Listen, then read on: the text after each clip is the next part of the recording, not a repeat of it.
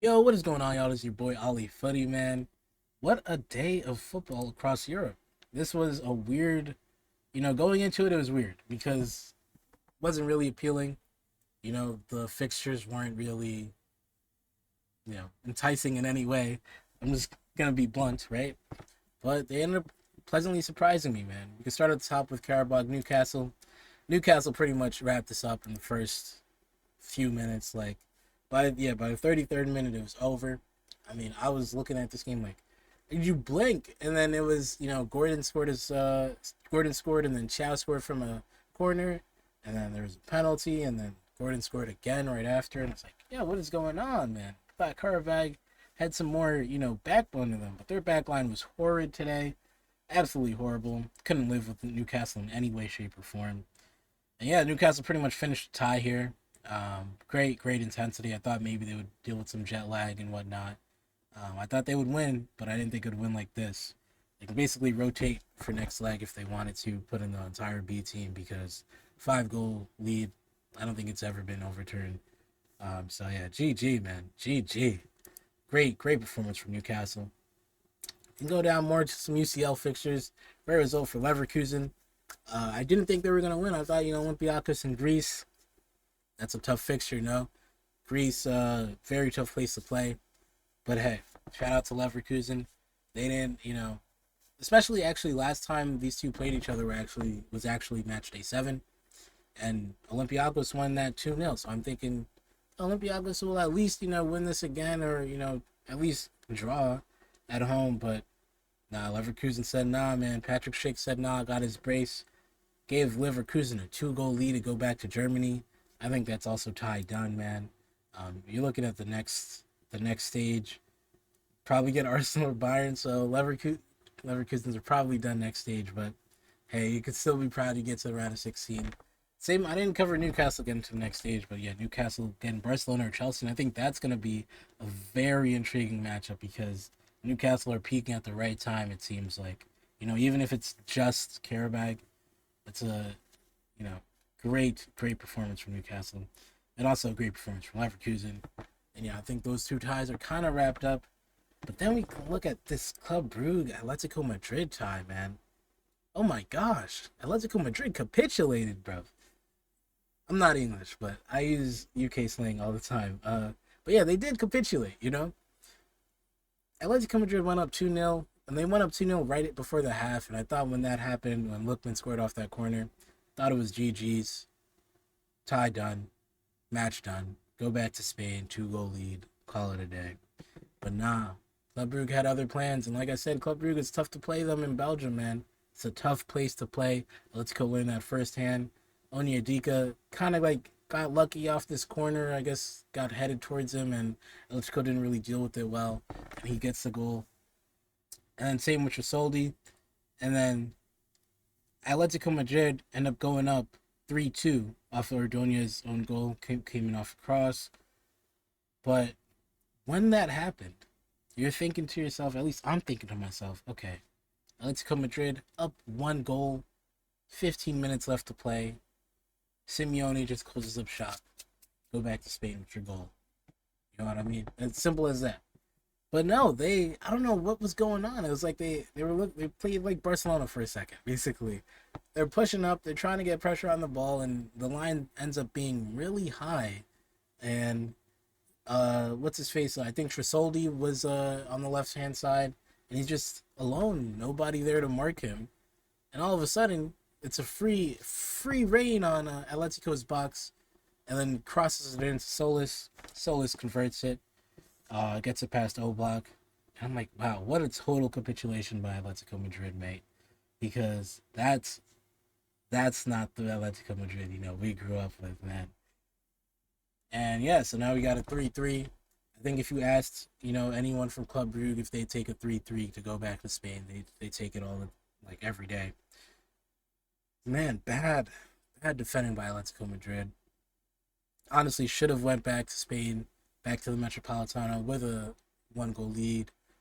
And yeah, I don't think that it's necessarily, the end of the world, but now Club Brugge are going to be feeling like confident. They're going to be feeling, in this in this game, in this tie, and anything can happen now. It's just one game. We'll see what happens. I still back Atletico Madrid to win at home. It's tough to play in the Metropolitano. Obviously, ask Real Madrid, ask Barcelona. But yeah, a little bit disappointing, or a lot really disappointing from Atletico Madrid not to get the win today. You'd expect them to, and they really, really did not make things easy for themselves. And I think whoever wins this tie gets Liverpool or Spurs, right? Yeah, I don't know. I mean, if you get Liverpool, I would back Liverpool there, but we can do round of 16 predictions later. But I think that would be an interesting tie. Atletico, Liverpool, run that back again. Obviously, they face off against each other this season, but we all remember 5, 6 years ago, Simeone, Morata, man, a lot of people's, greatest hate watch. It was a very good watch, man. I'd love to see that recreated again. But yeah, we can worry about that later. Atletico have to get the job done first if we want to see anything like that again. This Club Brugge side is dangerous, man. They cannot be underestimated. I still think Atletico get the result back in Spain, but we'll see. They did not make it easy, man. They did not. And then the upset of the day, Bodo Glimt versus Inter. Now, I predicted Inter to win this game because it just the profiles in the squad. A lot of people complain about Bodo Glimt, obviously about the cold. They play in the Arctic Circle. But on top of that, they play on artificial turf because of that.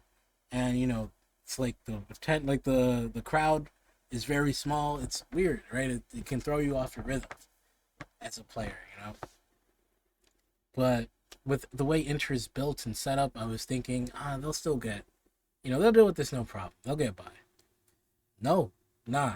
Bodo Glimt manhandled Inter at times, man. It was they just felt like two teams playing two different sports. It was crazy. It was crazy to me the way they bossed Inter, man. Now this is a great result for Bodo Glimt. Okay, 3-1, great result. 2 goals up, great result. Yet I still think Inter can come back and win this tie. Am I crazy? I don't know. Am I crazy? Someone let me know, man. Someone let me know, because I just don't see how, Inter go back to Italy in the San Siro and don't put at least 2. And then, you could take it to extra time and anything can happen, but you put at least 2, that puts Inter already, that puts it at a draw. I can easily see Inter scoring 3. Like, I just don't see a world where Bodo Glimt wins the tie. But if they do, man, how huge would that be? Knocking off, well, you've already won at home against the last year's UCL finalists. But then to completely knock them out of the competition, that's huge for Norwegian football, for a club like Bodo Glimt. My gosh. So this is a great result. Like I said, they bossed Inter around at times, man. This was Bodo. If you're a Bodo Glimt supporter, you're living the best time of your life, man. I don't know the history of the club, so I don't know if they've done anything in Europe before. I really don't think they have. I really think this is like, they're very young in their European football journey, right? So I think this is probably honestly the best. This is the peak of the club right now, the prime. So this is incredible if you're a Bodo Glimt supporter. And yeah, great result, man. Great result. I still think Inter have more than enough, weapons and talent to get the job done at home. I could easily see a 3-1 in Inter's favor, and that could be fun. That would be extra time and hopefully penalties. We always love that. But yeah, great result from Bodo Glimt. We'll have to see if they can do it at the San Siro. I think that'll be the real test. If they won by 3 goals, I think more people would give them a chance to just go through, and they feel more confident that Bodo Glimt goes through. But I think 2 goals, Inter can still feel like they're in it back at home. Especially if they score early. Oh, that's gonna be tough to hold on to. But still, great result for Bodo Glimt, and I think the winner of this gets City or Sporting. Wow, I mean, Bodo Glimt can feel confident against either of those because they already beat City earlier this season, and I think you would back them against Sporting right now. But we'll see. We can't jump to foregone conclusions. Still another tie to play. Still a great result from Bodo Glimt. What an upset! I think I had Inter to win, but hey, I'm not too surprised that Bodo Glimt won. But I'm surprised that they won by 2. To win by 2 is very, very good for them. All right, let's get to Well, actually, before we get to the Arsenal game, which I think is the headline game, right? Because Arsenal dropped points. I actually want to talk real quick about Milan and Como because this game was very fun to watch. I watched this game for a solid, 30, 40 minutes. Man, Nico Paz, what a player. Rafael Leao, I still love watching Rafael Leao, man. Great player. Modric is still balling, and I know a lot of people talk about Serie A and they dog on it because they say it's slow or old or whatever because guys like Vardy are still balling. But look, good football is good football at the end of the day, and that's what I love to watch. Good football. And this game was good football. I highly recommend watching this game. I love what Cesc Fabregas has done at Como. And a lot of people are saying, "Oh, he's had a lot of investment, man. It's not a Cinderella story." And sure, it's not a Cinderella story, but I don't really care. Like, this is great. This is a great team to watch, man. Nico Paz, like I said before, great player. Martin Baturina, PSG, I think we're in for him, but decided not to pick him up. I'm glad that he went to Como because that's a perfect place for a young player to develop, man. He was absolutely excellent to watch today. What he's done to revitalize Sergio Roberto and just reutilize him in the midfield. Maxence Kakare, I've been watching since he was at Lyon. You know, job well done. Job well done to Cesc Fabregas. This is a wonderful game. But the result, great result for Como, I think, to go on the road in San Siro and get a point. Bad result for Milan. They really, really needed the win today. I think that's 7 points now. Yeah, 7 points now off Inter Milan. That's tough. I don't know if they're going to be able to overcome that. It's still 13 games, right? So it's not impossible. Inter could slip up, especially with UCL, Milan on 1 game a week. Inter is like when you have to juggle 2 competitions, you can always slip up in the league. But I don't know, man. 7 points, that might be too big. We'll have to see. Anything can happen, but yeah, I think Milan dropping points today, huge for the Scudetto title race. It's looking like Inter, it'll be their third Scudetto in 5 years, or Scudetti. I think that's a plural. Sorry, my Italian's not perfect, but yeah, I just think you're dropping too many points. Inter, if you look at their records in particular, right? Milan only 1 loss but 9 draws. While Inter 20 wins, right? More losses than more losses than Milan, but you have so many wins. It gets you those points, man. And yeah, I think Milan really needed this one today. But hey, it's not over, but it's a lot harder. All right, let's get to the headline game, man. Arsenal dropped points versus Wolves, and man, I don't know what it is with Arsenal, man. It feels like there's 3 things guaranteed in life: death, taxes, and Arsenal bottling yet again. Because what are we doing? What are we doing? After that result versus Brentford, a lot of Arsenal fans were saying, "Bro, it's only 4 points. We still have 4 points. We still have 4 points." Now, it's looking like we still have 2 points. 2 point lead. That's not enough anymore. You know what I mean? Like this is not what champions do. Do Premier League champions drop points against last in the table? I don't know. I just don't know if that's what they do. I think we both know that's not what they do. That's not what they do. Look, man, this game was fun to watch. Arsenal went up early with a Saka header. Rice with a great cross to Saka. And then Gabriel fights Nkapia on the left hand side of the box. Nkapia with a great finish. But then Hugo Bueno, what a goal! Hugo Bueno, oh my gosh, what a goal! What a curl! He put some curl on that, man, off the right hand side. Go watch that goal if you haven't seen it. And then this last goal, I think that last goal was low key reflective of how Arsenal seasons are when they bottle. Right? It's just the worst mistakes at the worst times. Gabriel and Raya, miscommunication. Maybe Raya doesn't call for it. Who knows? He doesn't say it loud enough. Gabriel doesn't hear. Whatever the case may be. Boom.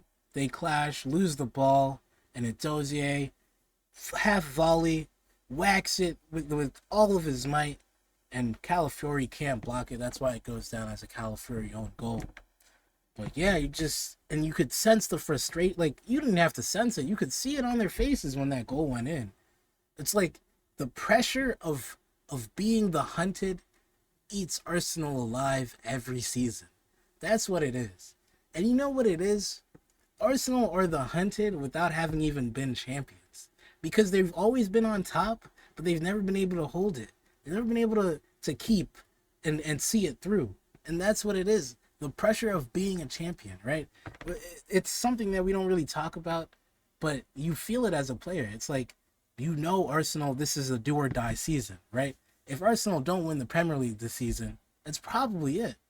You know, how many more times can you go through the suffering? This is going to be I guess the fifth year of this iteration of the squad, or the fourth year, right? It's, you know, they brought in all these players. You know, they replaced some players, right? They replaced Shaka and Partey, etc. Brought in Zubamendi, etc. But this core of players, right? It's like, how much longer can you suffer without having getting the job done? Like, I don't know, man. It's a toll. It's a heavy toll. Like, the toll it takes, I just don't know if they can handle it. And, you know, maybe you could say switch out the manager, like Arteta's gone after this season. But, like, then who comes in and picks up this team? You know, Maresca? Like, I don't know, man. Do you want to bring in De Zerbi? Do you want to, like, Arteta's a great coach. But it just sucks because the pressure on Arsenal is so high because they've just never been able to get it done. They've never been able to get it done. And now you're looking at a potential 2-point lead. Nothing's said and done yet, right? City still have to go and win. I think City's next game is Newcastle. That's tough, but I think it's going to be at the Etihad. So all eyes are going to be on that game, right? And, you know, Newcastle are coming in actually from Azerbaijan to play the game. So now, you know, City are feeling advantaged. You know, and Newcastle never really win at the Etihad anyway. So, like, you're imagining City should be winning that game. So there's a very high probability that you go into the next game week only up 2 points in the Premier League. And you still have to play City at the Etihad if you're Arsenal. That's tough. And then Arsenal still have tough games. I think they have the North London Derby next. Like, that's a tough game still. And even though, yeah, Spurs are in disarray, etc., it's like, if you can drop points to Wolves, you can definitely drop points to Spurs. You feel me? Like, this is the beginning of the end for Arsenal. I've said it before and I'll say it again, man. Man, just get the tombstone ready. I don't trust this team. That's what it is. I don't trust this Arsenal team. I don't know how I can trust it. I don't know how you can trust it. Okay? This team, when the going gets tough, they do not get going. It's as simple as that. It's as simple as that. Okay? When the going gets tough, they crumble. And it's maybe in their DNA. I don't know. And it's like, you know what's... I'm ranting now. I'm just ranting now. But you know what's funny about this team is that they switched up their style, right? In 22-23, they were a free-flowing attacking team. They played possession football, and it was great. It was very, you know, high-octane offense. Same in 23-24. And then they switched it over in 24-25 with the set pieces, because they're like, okay, we're not winning, you know, playing this kind of, you know, we're not playing, like, we're not hooping, right? Like with PSG and like with City, those players were hooping the way they played, right? That's what I call it, hooping. Like, you're playing high octane offense. You're just trying to score on teams. You know, your best defense is offense. With Arsenal, they had that. They lost, right? They lost to City both times. They're like, okay, we're gonna throw it up. We're gonna throw it up in flames, and we're gonna go with the set piece thing. We're gonna do the dark arts, and you know, we're gonna be Atletico of 2015, but better. And you're like, okay, sure, let's try it. Go try it out. They do that, and yeah, to their credit, right? They beat Bayern. You know, they beat Atletico this year. They beat, you know, they drew with City. They, you know, didn't concede. They rarely conceded. This is great. But what does it mean if at the end of the day you're still losing the titles that you've been trying to get this whole time? I don't know, man. It seems like they've tried everything and it doesn't work anyway. So I don't know what you do, man. You got to go back to the drawing board. But that's going to be tough. But it's not over yet. It's not over yet, right? Football still has to be played at the end of the day, right? Nothing's ever said and done. You know, a lot of people like to make conclusions based off of, you know, things on paper, but Football is played on the pitch, and football is played on the day. At the end of the day, Arsenal still up 2 points. They could still get more points. City could lose points. God forbid City has another major injury, but that could happen. Arsenal, you feel me, could still win it all. But this is it for Arsenal. This is the point of no return. You got to figure out, okay, what are we going to do, man? Are we going to tuck our heads? Are we going to tuck our tails? Or are we going to rise to the occasion and get that Premier League title we've been fighting for 5 years? That our fan base has been waiting 20 plus years for. You got to figure it out, man. Got to figure it out. This ain't it. This ain't it. Thank you guys for watching. It's been your boy, Ollie Footy. Until next time, we out.